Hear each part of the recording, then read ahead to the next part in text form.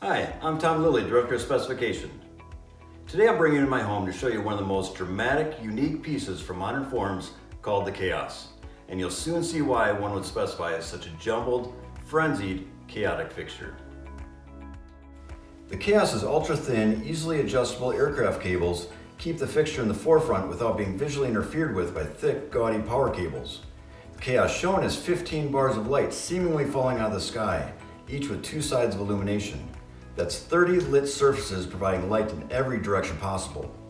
The Chaos not only comes in 3 different finishes of black, brushed aluminum, and an aged brass, but there's a slew of configurations that are available both vertically as well as horizontally, to include a wall sconce, as well as a pendant system.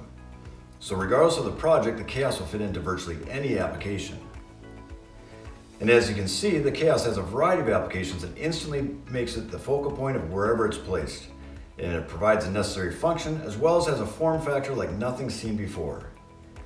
During the day, the Chaos doubles as a beautifully sculptured piece of art, and at night, with its 5,000 delivered lumens and its multi-directional light sources, it's more than enough to light the space.